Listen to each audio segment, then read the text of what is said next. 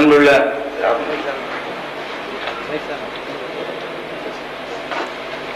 இந்த நிகழ்ச்சியின் தலைவர் மாண்புமிகு கல்வி அமைச்சர் அவர்களே, போக்குவரத்து துறை அமைச்சர் அவர்களே, பெரியவர் ஜிகிரி அவர்களே, பொன்னுசாமி செட்டியார் அவர்களே மற்றும் மேலே இருக்கின்ற மாவட்ட செயலாளர் அவர்களே, அன்புக்குரிய உடன்பிறப்பு மாநிலங்களவையின் உறுப்பினர் வரதராஜன் அவர்களே, இங்கே கலந்து கொண்டிருக்கின்ற பெரியவர்களே, தாய்மார்களே, என் ரத்தத்தின் ரத்தமான உடன்பிறப்பு அனைவருக்கும் என் நன்றியை நான் தெரிவித்துக் கொள்கின்றேன். நேற்றைய தினம்தான் பெரியவர் ஜிகிரி அவர்கள் ஒரு மிகப்பெரிய நல்ல காரியத்தை சென்னையிலே நிகழ்த்தி காட்டினார்கள்.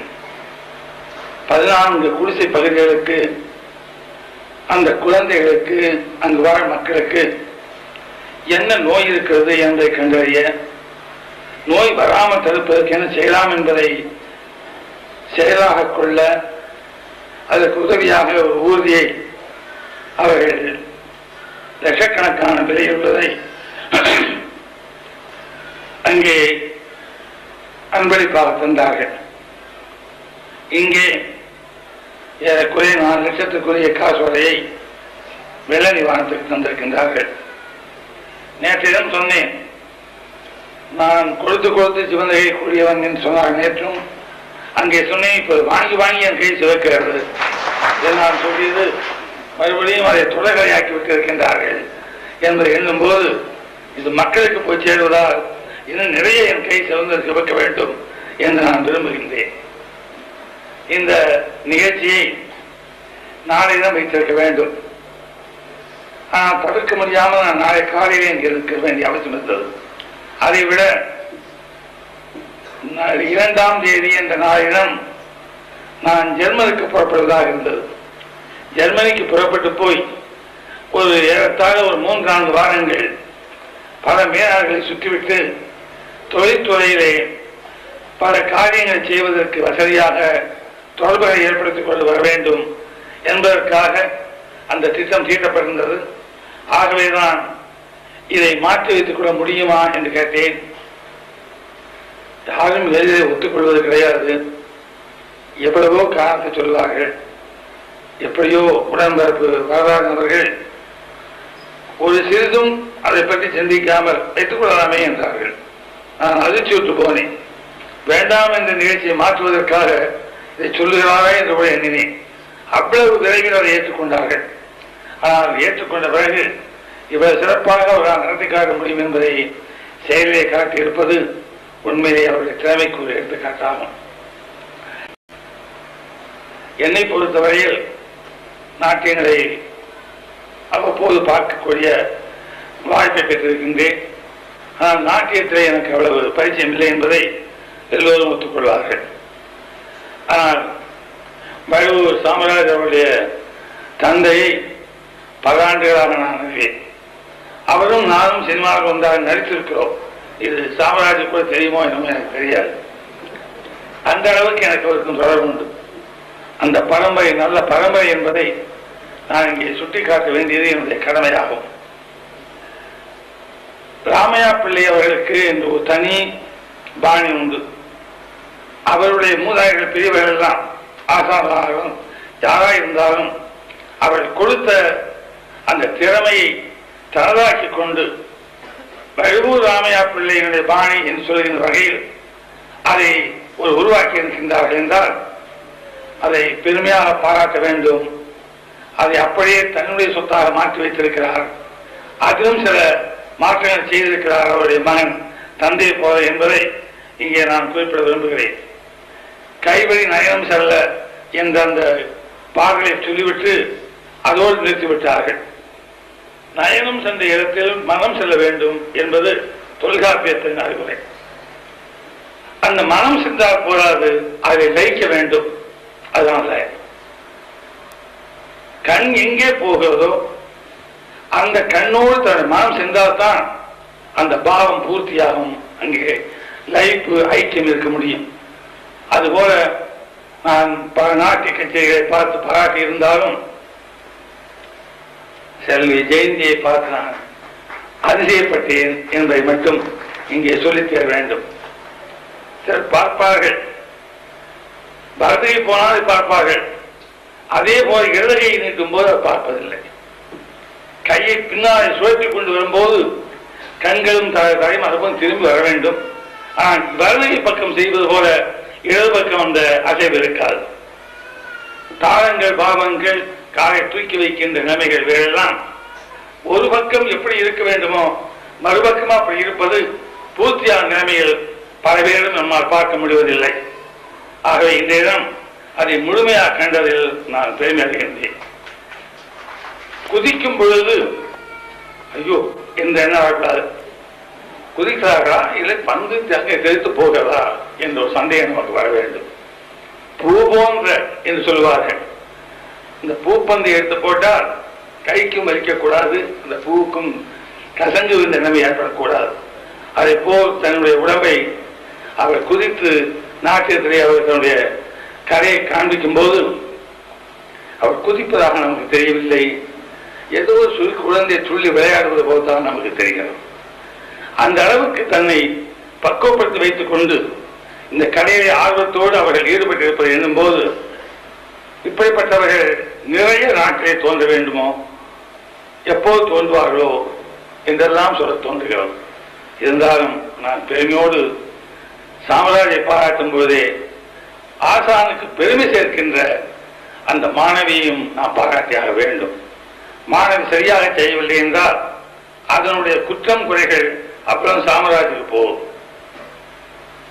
அதை காப்பாற்றுவது ஒரு மாணவியனுடைய கடமை. இப்பொழுது என்னை பொறுத்தவரையில் சாமராஜுக்கு புகை சேர்த்து கொடுத்திருக்கிறார் மாணவி என்பதை நான் பெருமையோடு சொல்ல முடியும். அவர் கால் நடக்கும் பொழுது முன்னால் வரும்போதெல்லாம் சாதாரணமாக இப்படித்தான் போடுவார்கள், அவள் இப்படி நடக்கிறார். அதை கவனித்த போது எனக்கு ஒரு ஞாபகம் வந்தது. மயில் கால் எடுத்து வைக்கும் போது தூக்கி வைக்கும் போது கொஞ்சம் அப்படி பின்னித்தான் வைக்கும். அதை பார்த்துத்தான் பழகி கொண்டார்களா அல்லது அவருடைய இயற்கையா அல்லது ஆசானுடைய படிப்பினையா என்று எனக்கு தெரியாது. ஆனால் இதை பலரிடம் நான் பார்க்கவில்லை. அதேபோல் மயில் என்ன என்பார்கள், அந்த அசைவு இருக்கிறதே நளினம், அதுவும் எல்லோரும் இருப்பதில்லை. பரதநாட்டியத்திற்கு நான் கேள்விப்பட்டவை எனக்கு தெரியாது, இடுப்பிற்கு கீழே பரம்பொருந்திய உடல் நிற்பதாக தெரிய வேண்டும், இடுப்புக்கு மேலே அசைவுகள் நெளிந்து ஆட வேண்டும். பாம்பு எப்படி கீழே தன்னை உடலை வைத்துக் கொண்டு படத்தை எடுத்த பிறகு மேலே இருக்கின்ற பகுதி மட்டும் அசைகிறதோ அதுபோல் நடனமாட வேண்டும். அதை நான் இங்கே கண்டேன். அதை சொல்வதை நான் மகிழ்ச்சி அடைகின்றேன். அதோடு நவரசம் என்பார்கள். நவரசம் என்பது பின்னாடி சேர்க்கப்பட்டதை தவிர தொல்காப்பியத்தை சொல்லியிருப்பது எண் சுவைதான். தமிழர்களுக்கு 8 சுவைதான். இந்த மோகனம் என்பது சொல்வார்கள் யோகம், அந்த ரசம் பின்னாலே இணைக்கப்பட்டதை தவிர பழந்தமிழர்களுக்கு அது கிடையாது.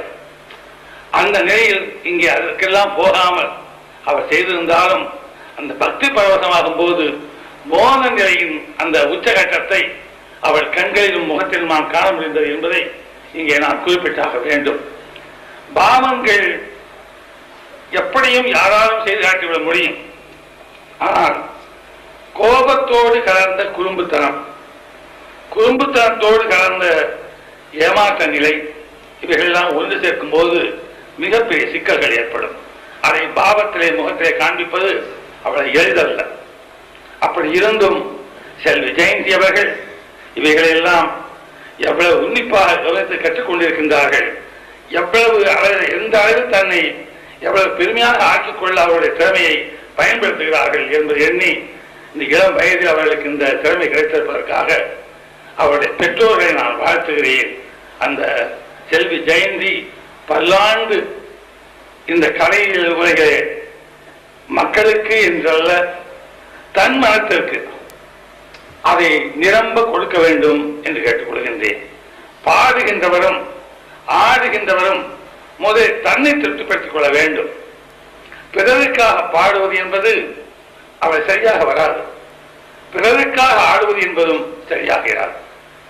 அவர்களுடைய சுவை எதை விரும்புகிறார்களோ அதை ஆடுவது என்று வந்துவிட்டால் தன்னுடைய மனத்திற்கின்ற உயிருக்கின்ற உரிமை அது போய்விடும். ஆகவே தன் மனதிற்கு உரிமை இருக்கிறது என்றால் அந்த உரிமைக்கு அடையாளம் தன்னை கண்ணாடியிலே பார்த்து ஆடுகின்ற எந்த நாட்டிய பயிற்சி பெற்றவர்களும் தன் உள்ளத்தை ஒரு நிம்மதியை பூர்த்தி செய்துவிட்டோமா இல்லையா என்பதை பற்றி கேள்விக்குறியாவது எடுத்துக்கொண்டு அதுக்கு பதில் சொல்லிவிட்டோம் என்ற திருப்தியை, அது பதில் சொல்ல வேண்டும் என்ற முயற்சி எடுப்பதற்கு முயன்றார்களானால் அப்படி யார் இருப்பார்கள் என்று நான் எண்ணி பார்க்கிறேன். செல்வி ஜெயந்தியாக இருக்க முடியும் என்று நான் சொல்ல கடமைப்பட்டிருக்கின்றேன். அந்த அளவுக்கு தன்வயப்பட்டு தனக்காக அவர் ஆடுகிறார்கள், தன் மன நிம்மதிக்காக திருப்திக்காக அவர் பூர்த்தி செய்வதற்காக தன் கலை உணவை பயன்படுத்துகிறார் என்பதை எண்ணி நான் எப்படி பாராட்டுவது என்று தெரியாமல் வார்த்தை தேடிக்கொண்டிருக்கின்றேன். அவர்கள் இதேபோல் மேலும் மேலும் பல விதமான நாட்டிய பயிற்சிகளை கற்றுக்கொள்ள வேண்டும். பரதநாட்டியத்திற்கு உதவியாக கூச்சிப்படி இருக்கிறது, கதக் இருக்கிறது, அதுபோல ஒடிசா நடனம் இருக்கிறது. இவைகளெல்லாம் தனித்தனியாக கற்றுக்கொண்டால் இந்த பரதநாட்டியத்தின் பெருமை இன்னும் அதிகமாக அவர்களுக்கு தெரிய முடியும் என்று நான் கருதுகிறேன். மக்களும் தெரிந்து கொள்ள வேண்டும்.